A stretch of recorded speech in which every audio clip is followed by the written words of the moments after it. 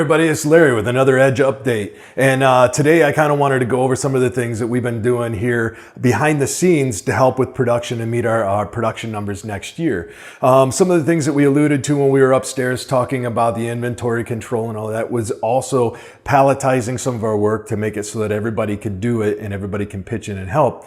And one of those things on as far as anybody being able to pitch in and help is these boards that we're starting to implement.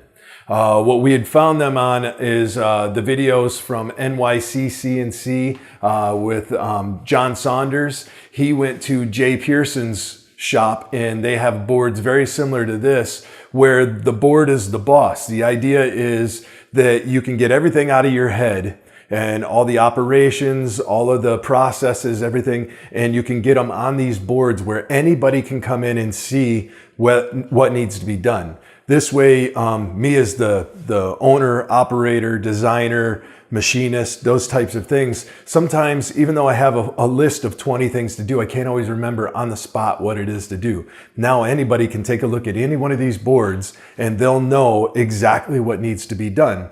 So what we've done is we implemented a couple of very simple things here, and we'll start with the first board over here. Our first board is, or our first two boards, they're both relatively the same. They just have a different list of parts. We list all of our components that we manufacture here. And now over here on the right-hand side are all the operations that go into completing those parts. As you can see, we've got blue magnets and we've got red magnets. Blue magnets mean it's not a high priority. We don't have to, knock those out right away. Red magnets means that we have to get those out as soon as possible. So typically what you would do is say for the lead screw axis, we'd say we have some in stock, say all of our last machines just went out and now we've got to remake them. We'll move them to low stock. That way everybody here knows that they're in low stock. Once the material's ordered, we can move it to material ordered. And now we can do our chop and operations, and then we can move right down the line until that product is finished. Many of the things that we've been finding out over the last 2.5 years of building these machines is we get to the assembly portion of it and we have all of our components machined, but we forgot one part in the process. So as we're building a machine, we'll have to stop what we're doing, go and machine all of those parts, then come back and finish building the machines. So very much it's been a build to order process. And what we want to do is get rid of that build to order process. We want to be able to batch these so that we can get them out. It's the only way we're going to meet our projections for this year. So by implementing these boards here, we can now come through, everybody can see what's going on. Anybody can jump in, and once the machines are set up out front, anybody can jump in and make parts. So we're trying to automate everything as much as possible. So I would go out and set up the CNC mill, or I would set up the turret lathe, or I'd set up tooling on the manual lathe or manual mill, and then I would explain the process, or it would be already in documentation. Okay, so the concept is that we're not going to try to do everything all at once. We have the gist of it. We know all of the parts. We know that most of the parts require no more than 4 operations.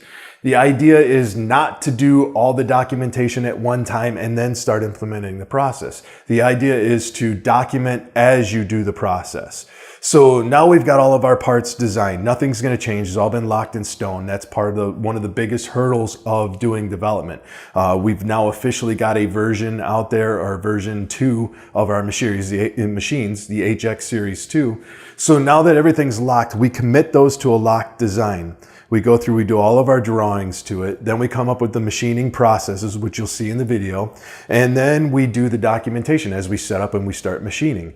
That way, everything is done. Every operation is set up in an operational fashion, and we can do them in 1, 2, 3, or 4 operations here. And then we shouldn't miss any operations. Now, when we get to doing the assembly, we should be able to just assemble and not stop and have to do the little tedious things that can eat up an entire day. And this place is so much better than our old place. Our old place, we had 2 units, one across from you. We had unit B and unit E. And we would, if you forgot something, if you were in unit E doing assembly and you had to go back and do machining, you were walking between those units all day long.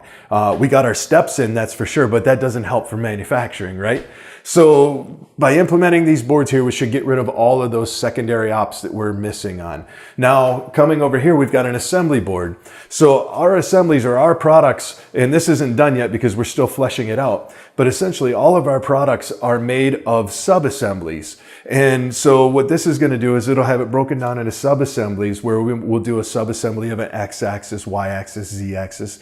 That'll go onto either the saddle or the base or the column, and then the column will mount to the base. So you can see really quickly how you can build everything up in pre-assemblies and that are sub-assemblies. And now when we go to assemble a machine, it's just grabbing these major assemblies, piecing them together, which now decreases the amount of time that we're spending putting the final version together. And that'll allow us to commit to the numbers that we're looking at, having obligations for this year. On the final board here is our production board. And the production board basically has 2 weeks laid out here. And as you can see, our week's pretty full here. We're doing a lot of work here on the CNC mill. However, we still have the our lathe, and our Logan lathe will be tooled up here soon to do the lead screws. We also have some bushings that are going to be turned and knocked out on the manual lathe. In the next 3 weeks, you'll see we'll have some, we're going to be designing some injection molds to take care of some of the plastic parts that we have. And that's one of those things now where it takes us 8 to 10 minutes per part to machine them out of plastic, plus we're wasting a lot of plastic. And now we can do an injection. Now that the design's locked down, we can commit to doing an injection mold, and we can injection mold them here. And now we can run an entire year's worth of inventory in 1 day versus taking 5 days to run 500 pieces or 1,000 pieces, whatever that is. So as we go down the list, you can see how easy it is. Anybody can look at these boards here and see the scheduling.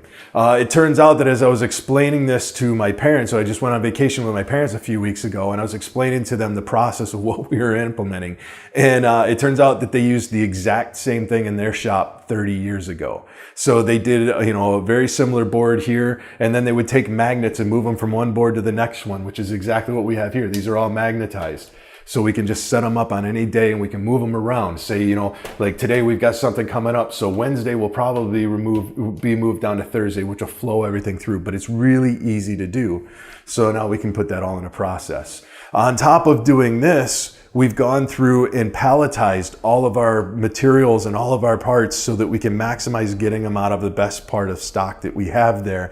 We're not wasting material. We're buying higher quality tools or carbide tools and not running with the high-speed steel tools so much. And we're able to run very, very fast speeds and feeds, as well as getting very nice parts out of them and uniform parts. So now part of that is we've got the CAD part, we've got the CAM part, we've got the machining part going, and we're working on our inspection process. And that all comes down. Now, once the machine parts are done, then we'll go into our assemblies and we'll build up all of our assemblies or our sub-assemblies into our main assemblies. And it just makes the whole process way more refined. And at each point, anybody can see what's going on and anybody can pitch in to help.